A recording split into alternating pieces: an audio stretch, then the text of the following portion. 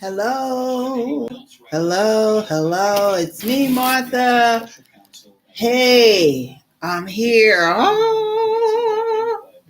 I'm not home alone, but I can tell you that things have just been a little crazy for me since the Labor Day weekend. First, my daughter calls and tells me the Friday before Labor Day that somebody has smashed into her car parked on the street. And it was she has a BMW. She's had it about a year now, a little over a year. I think she got it not this past late Memorial Day. So Memorial weekend was a year she had the car.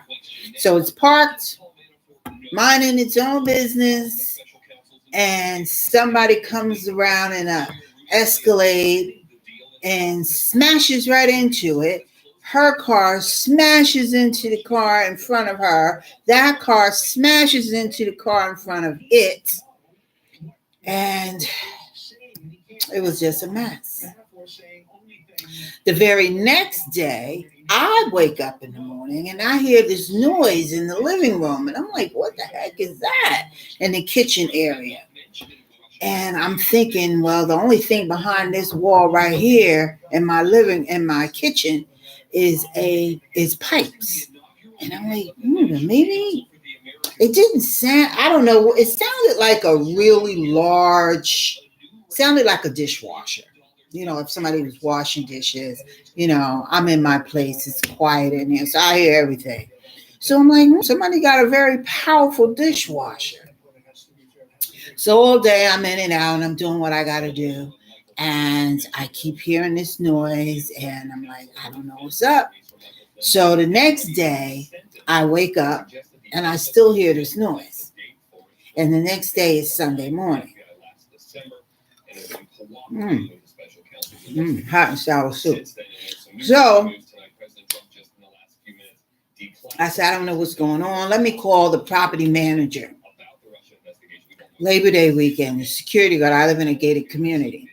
The security guard says to me, well, there's no way that I can get in touch with him because it's a holiday weekend and you won't be able to speak to him until Tuesday. I'm like, excuse me? Are you kidding me? Something is going on and I need somebody to look into it. So he says to me, do you own or are you renting? Okay, I own. So the thing he's going to tell you, this is what he's telling me, that if you hear something was inside your unit, that's yours. I'm like, first of all, you don't even know what's going on for him to say that. I need to get him on the phone or something needs to be done. So nothing's going on. So this is Sunday. I'm like, no. You have got to get him on the phone. You have got to get the maintenance property manager or the maintenance person on the phone to find out, first of all, what if it's anything that they're concerned with. No, he says, all right, I'll call you back. So I kept doing what I'm going to do. So now I have the TV on, the music on, so I don't hear it. So now it's quiet again. I'm like, oh, that's right. He didn't call me back. So I call him back. He goes, no, nobody called me. I got on him again. And so then he calls me back. He said, nobody's answering. I said, you know what? I'm going to call the police. So I called the police. I know I could have called 911, but I called the police because I didn't want the fire department to come out here. Somebody else could be needing the fire department while they're here investigating something. I don't know what's going on. So the fire chief comes, and in the interim of waiting for the fire chief, I decided to take the garbage out. So as I go down to take the garbage out, I decide to stop on the first floor because I live on the second floor, and just to open this, like to go into where the units are, you have to walk into another hallway. So I open up the door and I hear this loud noise, and right then and there, I knew something's going on down here. So the fire chief comes and, well, first of all, I called the police, like I said. The woman who answered the phone was so rude. So nasty. She literally would not let me finish a sentence. And she said to me, you know what? I'm just going to send the fire chief out there and let him check it out. Click. And I'm like, excuse me? I would say what I really said, excuse me, with the B in front of it. But anywho, he came, he was very nice, and he was like, oh, definitely something is going on. So to jump a little ahead, make a long story a little shorter, they found out that a pipe had broke underneath the floor.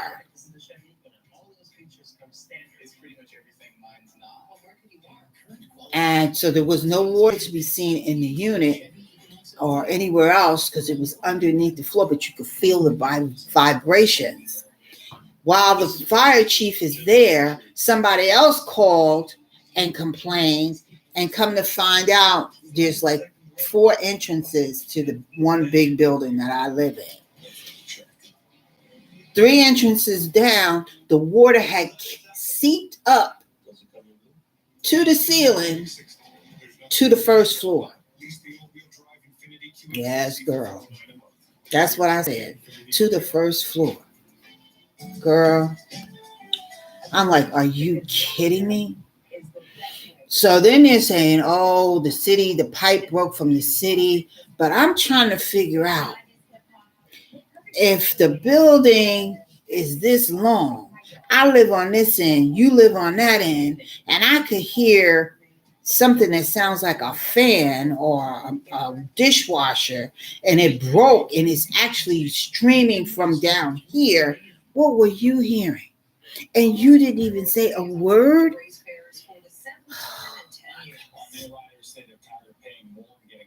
So needless to say, that the water destroyed all of the panels that controls, the gas, the electric, and the house could have blew up. The house could have burnt up. We could have got electrocuted just by turning on the lights. Hello? What? Girl, let me tell you. I am so done with those people where I live. I cannot believe it. I can't believe it. That you heard, because like I'm saying, if I could hear it faintly down here and it actually broke down there, they had to hear something. And why didn't somebody say something? Girl, it is crazy. It's crazy. It's crazy. So I was staying with my daughter in Newark. Now her car's all busted up. And she just found out the other day that it's been totaled. She don't have a car now. And last week I was here. The second week I just went back and forth. So this is my 3rd week out, and I got 2 more weeks to go. Girl, I don't know. And then my sister-in-law asked me if I wanted to, because I'm retired. Yay! I'm so happy. If I wanted to, do something to get out of the house. And she said, would you like to be a bus aide? I'm like, that would be nice. You get to hang out with the little kiddies and get you out the house, because they really don't pay no money. But, money's money. And, hey, I ain't making none sitting around. So let's just go ahead and do what I do. My paparazzi, I love doing that. But, it's just a couple of hours a day. Go ahead and do it. Come to find out. Now, I told the lady, I said, I never did this before. I have no clue how this works. And she proceeded to tell me 1 or 2 things. But what she did not tell me was she wanted me to come in at 6:30. And I sat there from 6:30 to about quarter to 8. And what she failed to tell me was, you don't get paid for that. So I'm like, excuse me? So finally we were doing the timesheet, and she said, oh, you don't actually get paid until you actually do a run on the bus. You had me come in here at 6:30 in the morning. Means I got to get up, get dressed, get in my car, drive 20 minutes to where you are, to sit there for 2.5 hours, depending on what's up, and you tell me I ain't getting paid? I said, excuse me, but I work. My time, what did I say? I said, my time is money. She goes, oh, I know. Oh, absolutely. I understand that. Oh, well, really? She said, well, it depends on how long you wait. That's still not answering my question. You're not saying to me, well, if you come in at 6:30 and you wait for a half an hour, we will pay you for that. But anything over that, you don't get paid. I mean, tell me, be really clear. But I'm like, we're not doing that. We're not doing that. So, needless to say, I don't work there. I worked there for 3 days. And 2 of those, she had me come in on Monday. Monday was a holiday. No schools was even open. So to sit there for those hours and I didn't get paid. And you're not even telling me, because I wouldn't have came. Then the next day I get there, I sit there for an hour and 45 minutes. And I'm like, I don't know what's wrong with people. And she acted like she was a little upset. I did give her a call. I didn't really have to give her a call, but I did. I don't understand. Excuse me, I'm hungry. But I just want to come on here. Excuse me, because I am ignorant. Come on here and just talk about some things that was really on my mind for today. But I'm all right. And things are coming around. I went and cleaned out the refrigerator and did some things around the house, sprinkled some baking soda on the carpet because it was really funky up in there from the sewer pipes, coming through the drains. Opened up some windows and everything. So hopefully I'll be going home soon, sooner than later. But I just wanted to come on here and just let everybody know that I'm not half-stepping. Just some things stepped in my way, and I'm going side, let it go on by, let it pass, and I'm back. And I will be doing my videos, paparazzi accessories, and I want to get to do that scrub to get the dead skin off, because fall is coming. And before you even try to call yourself moisturizing yourself up and getting ready for the fall, you're going to have to remove that dead skin cell. We're going to do that. And it was very simple. We all could do it at home. Why go to the store and pay $10 for a jar of sugar?